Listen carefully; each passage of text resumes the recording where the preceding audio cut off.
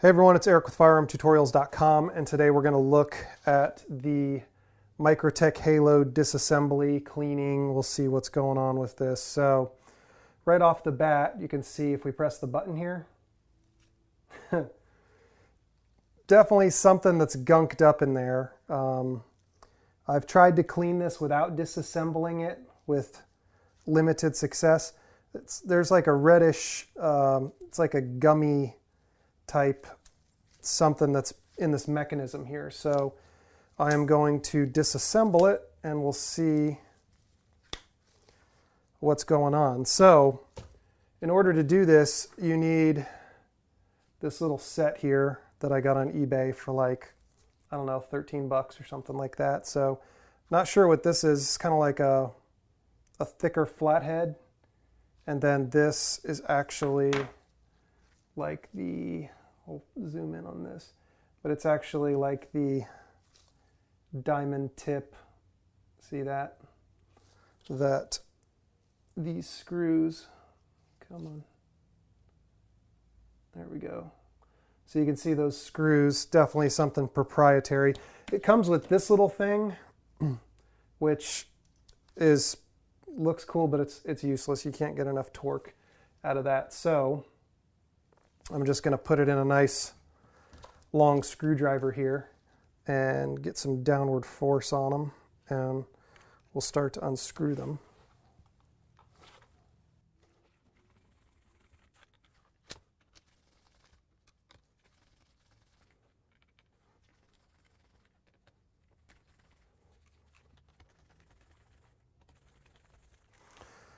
Okay, so I've loosened them all. I'll try this now, see if I can just work the rest of these out. Works good for that. I don't know how long these screws are. They can't be too terribly long. Okay, so that's what they look like. Interesting. So I know that this is under pressure somewhere. There's obviously a big spring in here. So I'm not 100% sure what's going to happen when I try and separate these. So I'm going to be as careful as I can be. This little thing that I have it set in here is actually an old shipping container used to transport microchips. This thing's from like the 90s, but it's handy for some stuff like this.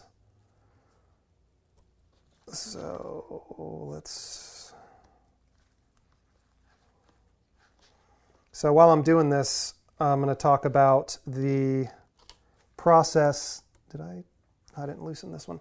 The process of returning this, because I said that I was going to return it to Microtech and have them sharpen it.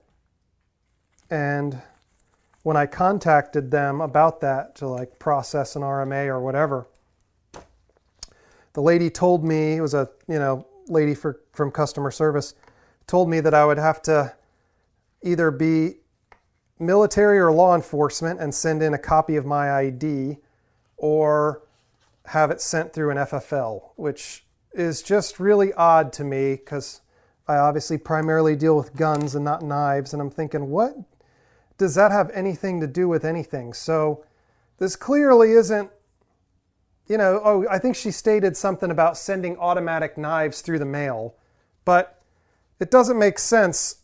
The logic there. All right, let's see. It's coming. Okay, there's the spring. Huh. Well, it doesn't.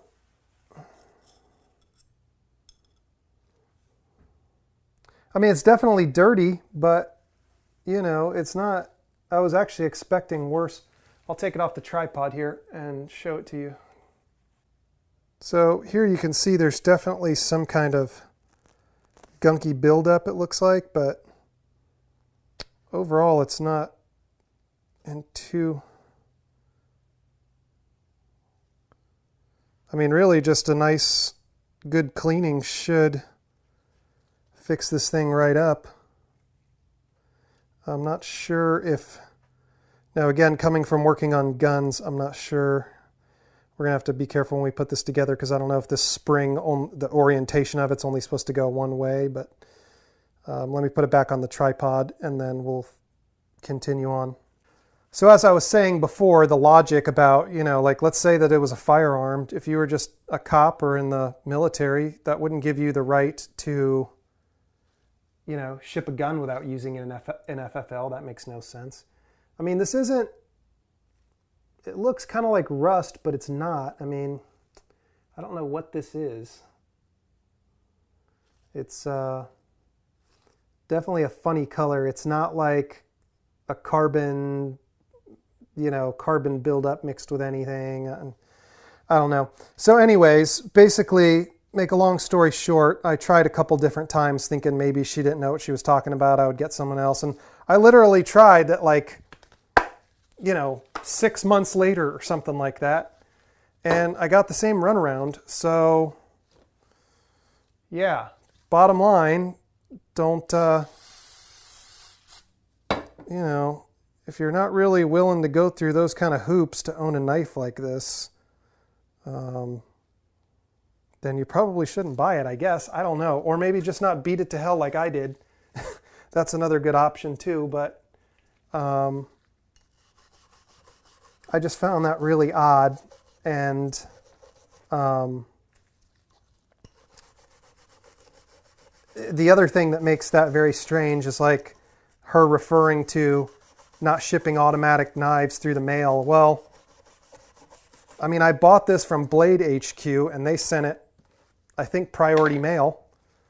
And I don't think they're an FFL. I mean, they may be, but they may have an FFL through somebody else or, have some other subsidiary that they, yeah, it's definitely dirty. I should have brought like some Q-tips or something because I didn't realize it would be all these little crevices in here. And this is my new workshop here, so I'm not finished kind of laying everything out and getting everything that I need. So that looks better. So yeah, I mean, the Microtech Halo, would I buy one again? I mean, for the money, like I said in the first video, I could have got a Glock basically for the price of this knife. So there's that to consider. I mean, it is a cool knife, and they actually, like, I looked again on Blade HQ, which I guess, like I said, I'm not really a big knife guy, but they seem to have a really good selection of knives, and especially Microtech knives. And, well, that's interesting. And they were like sold out of the Halo 5s. I guess they're just not making them anymore. So it looks like, you see that little, that's actually a little bit of wear on there. That's interesting. Not sure what would cause that. Doesn't seem like that would be part of normal operation. I have to look into that. So that's kind of the Microtech Halo for you, like I said, with my limited knowledge of, like I said, I'm not a knife guy, but, I can work on guns with the best of them, but knives, I just, kind of a rookie at this, so. Okay, so that part is done. Let's look at the blade. I mean, this is kind of interesting because you do see how thick that blade is. I guess that helps constitute some of the price. These are at least regarded as like high quality knives. It's subjective. Some people say they're worth it. Some people say they're not. As a novice, to me, it's more of a novelty item than anything. It was, at least when I made the initial purchase of it. All right, so this is looking good. I mean, it's cleaning up nice. None of this stuff, like, there's no pitting or anything on there. Like, look how nice that that cleaned up.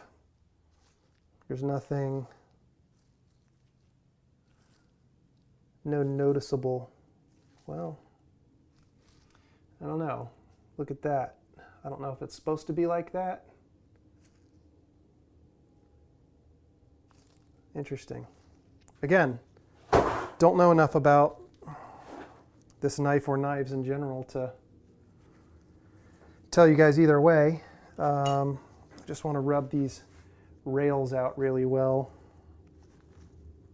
Let's see what happens when we do this. Yeah, see, we get a little bit of gunk on there. Now this button has been acting up for a while, and it seems to be pretty gunked up in there. I don't know. The spring seems to be okay. There's not really much that can happen there, so let's just give it a good shot of. This is gun scrubber that I'm using, by the way, if you haven't seen. But really any CLP should work. I mean, this is a lot easier than cleaning guns, believe it or not, because this just wipes right off. There's not carbon we're dealing with that's caked on over time and stuff like that. This has kind of just stayed sticky.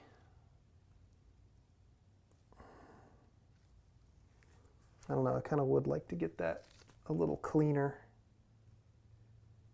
See, it's still got, if we can focus. Let's try this.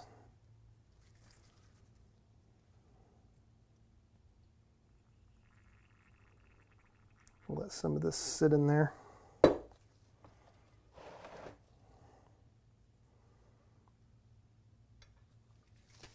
Set that off to the side. Now this spring, I'm going to just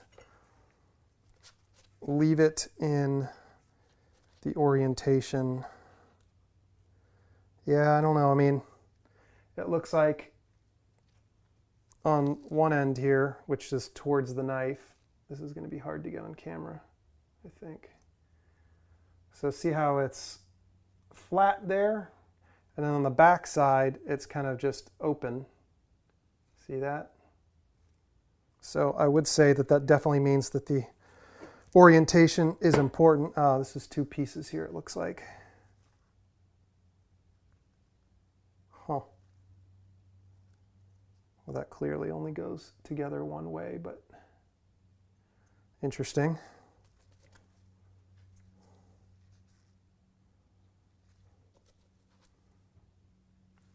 So these seem to be exactly the same, the front cap and the rear. Okay, so here we go. I've just got them in here. It looks like they're cleaner than they were before I dumped them in there, so we're getting there. I'm going to let these sit for a little bit. We'll come back and finish it up. Okay, we're back. So while I was waiting for those parts to soak, I did notice something interesting. So the wear that I saw on this charging handle is consistent with the other side. You see it right there. So as these two go together, you can see that that's definitely something that's occurring as part of operation, whether it's normal or not. I mean, who knows? This seems like pretty soft aluminum, and then this is S35, some type of stainless steel.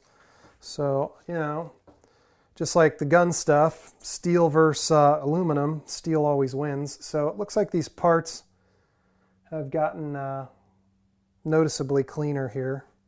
So let me try and fish them out of here without... Okay, so I was able to fish those out of there. Let's give them a little rub down here. Wow.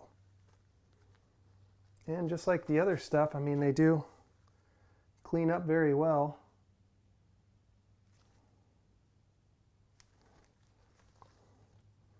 Again, if I had some Q-tips, I'd hit the inside of them, but I don't think it's going to matter too much.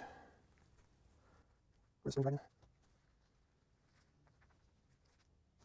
looks like there is just a little bit of rust right along the edge here. You can see it as I turn it. Actually, let me try and scrape that a little bit because... Okay, so I don't know. It's not scraping off like rust. It's a little bit. It's hard to say. Usually surfaced rust doesn't come off in chunks like this, so I'm not sure what this actually is. I think at some point I tried to oil it, so it could be related to that. Because I did take this in the salt water, and it did get submerged in salt water, and then I think I flushed it out with not gun scrubber, but something similar. So the button doesn't want to come as clean. It's still kind of reddish, but it is what it is. Okay, so reassembly. Let's see. The only thing I didn't take apart, there is these little guys here, which I'm assuming you just put like a punch in here and they come out the back, and then there's little springs in here. We don't need to worry about that. Those work just fine. I don't want to mess with that if I don't have to. So let's see. Reassembly. This is going to be the rear. Okay, and then this being the front.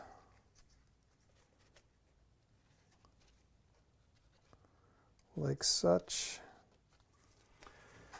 You know, an overhead camera would be good here, but like I said, my shop is new, so I haven't got to mounting everything and putting everything out the way that I want to, so that looks good. This guy's in here. Let's see, how does the blade go in here? Like such.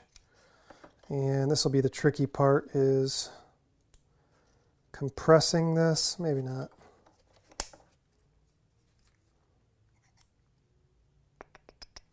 This button might be tricky. I wonder how.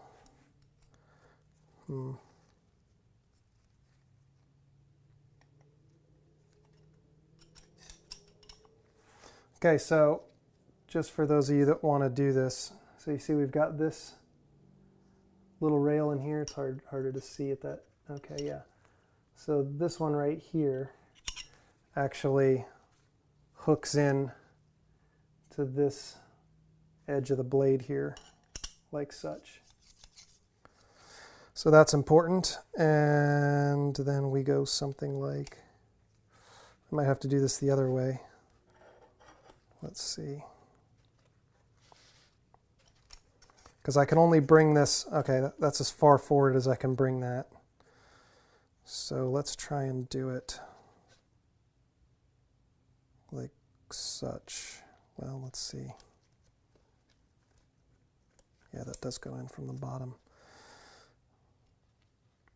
Again, never doing this before. I'm sure that one way is easier to do this than the other, but I just don't think I'm going to be able to get that blade over the top if I try and put it in.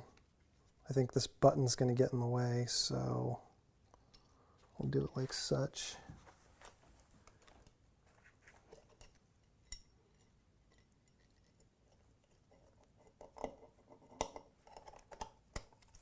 Maybe like that.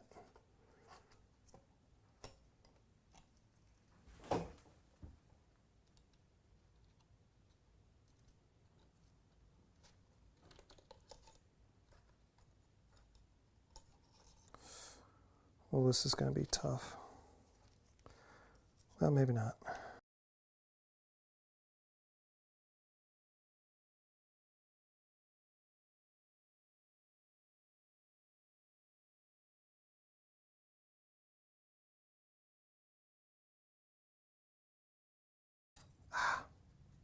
This button keeps popping up on me. See, I don't know how I'm going to get the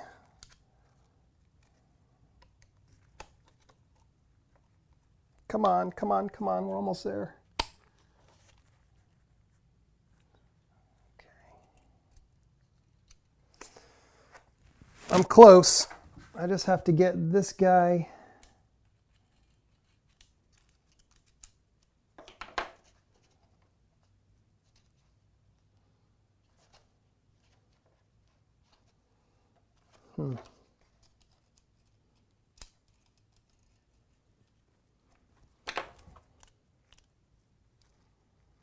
I don't know how to get the spring compressed,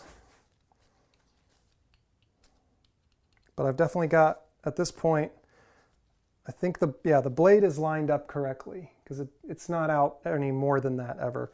And the button is working as expected. This is the only issue right here. You can see the spring is kinked up in there. So, also should mention that by disassembling this, it voids the warranty, although if you can't ever send it in, period, because you have to be in the law enforcement or be an FFL, what good is the warranty anyways? So there's that. What I don't want is for this thing to come flying out and going across the room. But that's the risk you take when you mess with these things. Yeah, I mean, that should... Oh, okay. There we go. These little, you got to push those little tabs down. Then make sure that this guy is lined up, which he is. And I don't want to crunch the spring, so...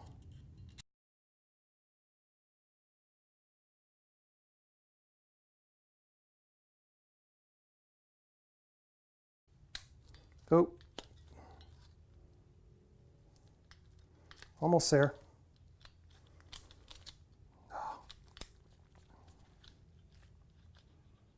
Button's still working.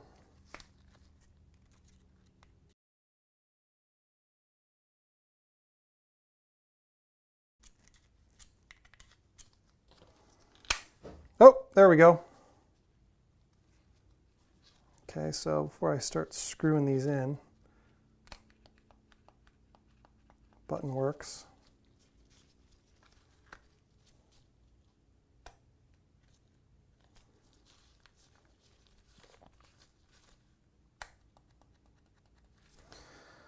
I'll put in like 2 of these just because I'm afraid to let this thing go and have all this stuff come out again.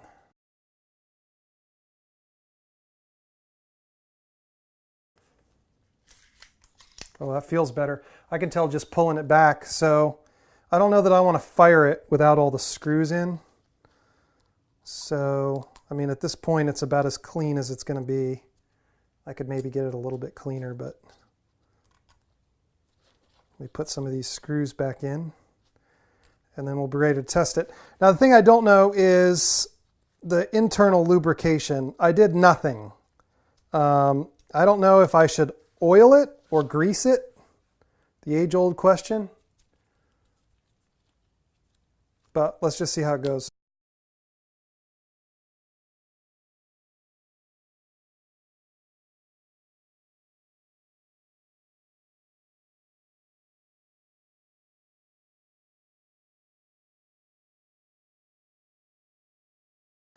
Okay, so moment of truth here. Let's see. Ah, yes, much better. Ah, it actually kicks again. Look at that. Wow, that's amazing. It's like a brand new knife now. Uh-oh. That might have been my glove. Yeah, it was my glove that got stuck on the button. Ah, again. Well, we know it works. Look at that. Nice and tight. Awesome. So that's it, guys. The Microtech Halo 5 disassembly. Sorry that I couldn't use a 2-camera setup, but like I said, I'm still getting this workshop together. So that's it, guys. If you have any questions or comments, let me know, and thanks for watching.